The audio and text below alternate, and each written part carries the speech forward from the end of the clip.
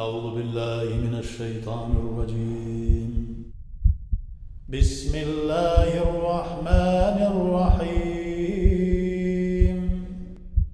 الحمد لله رب العالمين. الصلاة والسلام على رسول الله محمد وعلى آله وصحبه أجمعين. السلام عليكم ورحمة الله وبركاته. Hayırlı günler. Allah subhanahu wa ta'ala hayırlı turmuşlar nasip eylesin hammamizga de.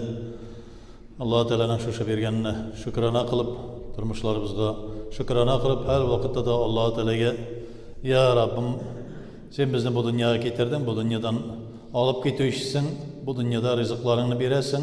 Hatta bizgagina tugul butun dunyodagi barliq mahluqotlaringga da rizqni belgilagansin deb duo qilamiz Allah subhanahu wa ta'alaga. Ya Rabbim rizqlarimizni orttir deymiz. Rizqlarimizni da halal ravishda, halalning da xayrlisi bo'lgan ravishda orttir, kengaytib ber deymiz. Ya Rabbim deymiz. Har vaqtda da shuni so'raymiz Alloh taoladan. Chunki Alloh taolo Qur'oni Karimda da ana o'zi aytdi, "Kulu min halalin tayyiban" deydi. Ya'ni halalning da yaxshisini oshag'iz deydi. "Kulu washrabu wa la tusrifu innalloha la yuhibbul musrifin."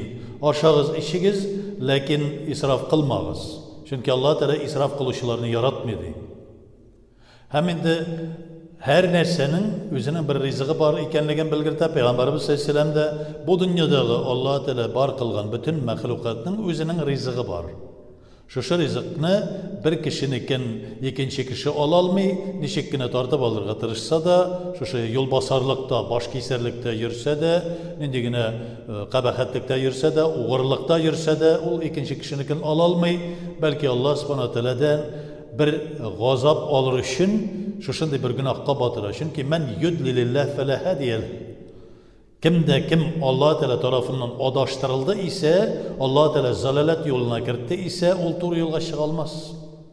Şuşunu bilgirdi. Şunun için kişini türlü cinayetke girdi, uğurlata, talata, bir kişiye ikinci kişinin üstüne getirtire. Lakin rızık meselesinde bir kişi ikinci rızıkla İkinci kişinin rızkını ala mısın degende yok. Ala almay.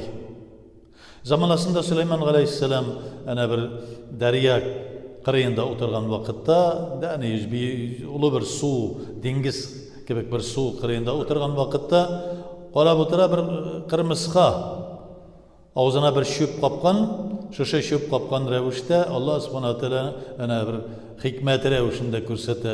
Jigirib kela su qiriyinada sudan bir baqa chiqadi. Şu bir baqa chiqib, u baqaning og'zini ochadi, tegi baqaning og'zi ichine kire, qirmisqa şu şöpi bilan ham baqa suv ostına tushib ketadi, ham birozdan so'ng bir neqadar vaqtdan so'ng keri chiqadi, ham tag'in baqa og'zini ochadi, qirmisqa jigirib chiqadi, og'zida shöp yo'q. Ham jigirib borgan vaqtda Süleyman alayhissalom albatta biz bilamiz, qirmisqalar bilan da suylashadi. Hayvanlar bilan da, qushlar bilan da, jinlar bilan da, şeytanlar, jinlar bilan da aralasha, söyleşe turgan bo'la. Bütün narsaning tilini anglay turgan bo'la. Alloh taoladan shunday bir duo qilib so'ray, shu qirmisqaga murojaat etdi. Bu narsa bo'ldi deb, buni endi hikmat deb. Men de uyimda ishlab yurdim, endi qirmisqa aytdi, Alloh taoladan bir ilhom keldi. Ya'ni Alloh taoladan bir shunday nido keldi, ilhom keldi. Dengi bir daryoda suv ishinde bir taş içinde benim bir məxluğum var. Ol şunday zəif, özü çıkıp şulay rızıqını taba almay, sina yüklenle. Hazır sen yüklenildin bu rızıqını onarga getiriyor bilen.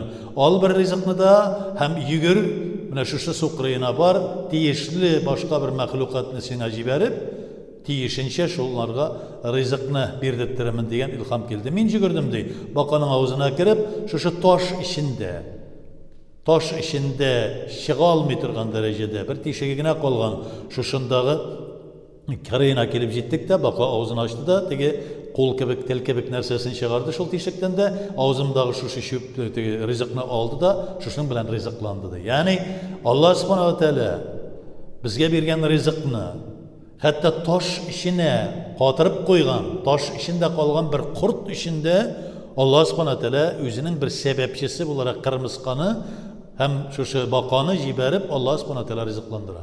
Bir kişi ikinci kişinin rızkına kire alama, ölüşüne kire alama degende yok.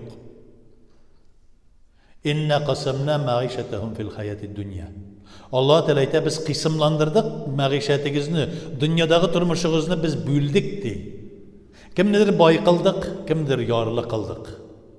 Kimnidir bik rizqi keng qildik, kimningdir rizqini tor qildik deydi. Qur'onning oyati: "Inna qasamna ma'ishatahum fil hayatid dunya." Biz her birigizning dunyodagi turmushingizni belgiladik deydi. Narsa qila, Allohga shukrona qilib qola. Qay bir qizu boshlar kebek, men rizqni topam deb kishinikini umtilib, kishinikini talab, kishinikini o'rlab, kishinikini qiziqib yashaw kerakmaganini ko'rsatadi. Bor rizo bo'l, qanoat bo'l. Alloh subhanahu va taolo qarshısında eng xayrli ish narsa qanoat bo'lu, Alloh taoladan, uning rizoligini, onlardan rizo bo'lu, bergan butun narsaga ağırlıkla sabır bulu, hem şükrana kulu. Kelgen rızıkka şükrana kulu. Mana bu mümin Müslümanda şu üç sıfat bulmasa, o mümin Müslümanın namaz okuları, uraza tutuları boşka buluğu mümkün. Allah saklasın. Çünkü Allah Teala'dan kanaat bulmayışa namaz okuysa, onun namazı namazdan ötmeyi. Allah Teala'ya şükrana kıla alırlık derecedeki uraza tutmayken, Allah Teala'nın rızkına şükrana kıla alırlık derecede uraza tutmayken, onun urazası yok. Çünkü uraza Allah Teala'ya rizqına bergan rizqına şükrana qiluvni ko'rsatadi bizdan. Allohga shukr, biz shuni o'tay olamiz, alhamdulillah deymiz. Lekin shuni bilirga kerak, ya'ni xayrli bo'lganni,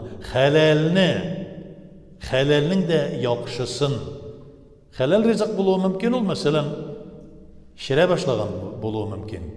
Sen uni osharsın da Allah saqlasin, buzilgan bo'lishi mumkin. Birinchisi Aşarsın da şu ağulanırsın Allah saklasın. İkincisi, halal rızıkını taptın, ol hayırlı rızık bulsun. İşin işleyiz, bir kimni bulsa da, bir kişini bulsa da rızıklandır. Şuşundan bir ölüşün çıkar. Sadakasın bir. Halalini hayırlı yasar için. Dağın mümkünlüğün bulsa, kişiler bilen birgeleşip oturup aşağı, İbrahim Aleyhisselam gibi. Kişiler bilen birgeleşip. Dege özüm qaşıp degende bunda olay bulmaz. Bulduralgancha. Bulmayken bulmay. Bulayken hayırlı, yani hayır ihsan turusunda bara. Halal rızık buldu Allah'a şükür. Lakin halalın da hayırlısı bulsa, kulu halalen tayyiben diye Allah Teala ayta. Halalın da yaxşısın, hayırlısını aşağız deydi. Şuna göre bilgirdi. Hem kişinikine kızıkmağız deydi. Lakin indi tağın bir rızık mal meselesindeki tağın bir şundayıq bir qissa, Qırmızqa bilen, ana Qırmızqa taşı, uyasın tüzü, köp rızık taşı, hem bir günü şuşlay qanaat bolup, köp rızıqım var benim xar, köp mi yaşım, köp mi topladım deb ağzına bir şüp qapqan vaqtda, jigirip qaytib bargan vaqtda bir qush keladi, Qırmızqani ağzındağı rızığı bilen qabada juta. Bütün tegi tırışıp, taşıgan, toplagan malı bitti. Şunun gibi rızığınız halal bulsun, hayırlı bulsun. Onun için ayttık halalde bulsun için üz hizmetin bilen en birinci, ondan sonra indi ana kim bilendir bölüşü, şolay yok ondan sonra qanaatlik. Allah Teala'nın şu rızık tapkan vakitte türlü ağırlıklar bular. Jengil kelmey halal rızık. Halal rızık bir vakitte de jengil kelmey ol. Ağırlık bilen kele ol. Şuşlarga sabır bulu. Hem kelgenge şükrana kılu. Elhamdülillah, Allah'a şükür, elhamdülillah deyip aytabiliyor. Ya Rabbim, hemme bizge de rızıklarımızı halal revişte tuturup kengaytib bir, bereketli kıl. İlkinlerimizge tanışlık, ailelerimizge bereket, tenlerimizge selametlik bir. Ya Rabbim, rızıklarımızga bereketini bir, balalarımızga baxit saadetlerini bir. Allah'ıma bu dünyada yaşaganda senin suyuklu tuğru kulların bulup yaşa, bu dünyadan iman bilen ötüp gitip, kileşekte vaqda etken cennetlerinde de şuşlay birgeleşip, jiyilashib o'tirib sening yuzingni didoringni ko'rib bizni nasib et. Rabbana atina fid dunya hasanatan va fil oxirati hasanatan va qina azabnar. Allah